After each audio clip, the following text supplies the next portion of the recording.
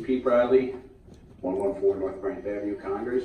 Raise your right hand, Mr. Bradley. You swear testimony you this word with the truth, all truth, and true self you got? Yes, I do. Good evening, members of the board, members of the public. Just want to start off by saying, in case people don't here know, that all of the people on the board, and myself included when I was a former member of the zoning board, are actually residents of Clarkstown. They're not hired by a corporation to sit in and make these decisions. So they're actually stakeholders within the town of Clarkstown. I think that's important to point out. Regarding the application, I've done 2 site visits in the last 5 months. I did one about 5 months ago, and I did one about a week ago. Excuse me.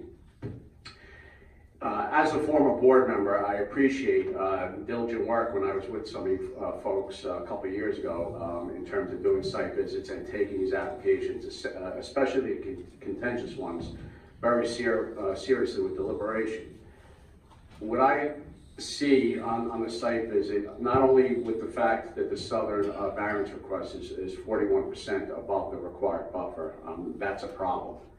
But more importantly is the actual site visit there on Lambourne, where you already, the one time I went 5 months ago, I could actually hear buzzing going on. I don't know if it was an air conditioner condenser or another piece of equipment or a truck idling. I'm not sure what it was, but I clearly heard it in the cul-de-sac at Lambourne.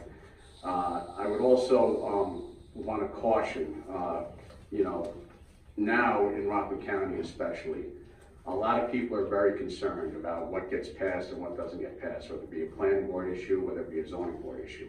I think we've seen some horrendous things go on in this county, and I'd like to say unequivocally that this board is, in my opinion, above reproach from what I've seen over the last few years, and even before when I was a civic activist showing up to these meetings for certain applications. Most of them are mundane and very simple.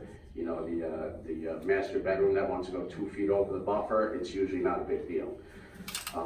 So I can't say how much I'm against this application because of the fact it's excessive. It's a large bite out of the apple. It's too large of a bite out of the apple.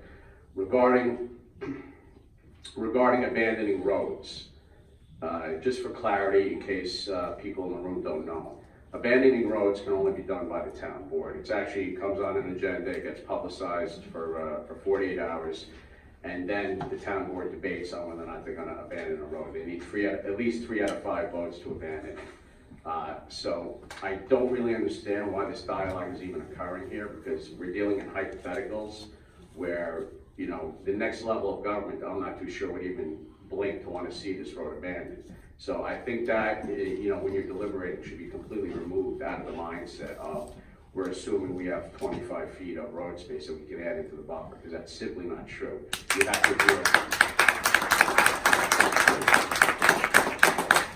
You have to deal with what we have on the books right now, what the whole property is owned as, and the paper road is just that, it's a paper road. I happen to have one in my backyard, so it's irrelevant that theoretically down the road, if you get certain members on the town board, you possibly could get this done, and then possibly it wouldn't be as overburdensome to the neighborhood. It's just not a valid argument in my opinion.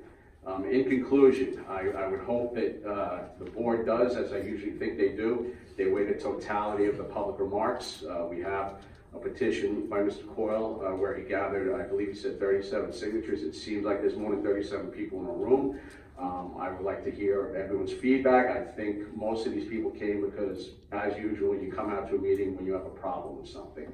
So I just hope that everything is weighed in totality, and I hope that the board comes to a final conclusion and does right by the residents of Congress. Thank you.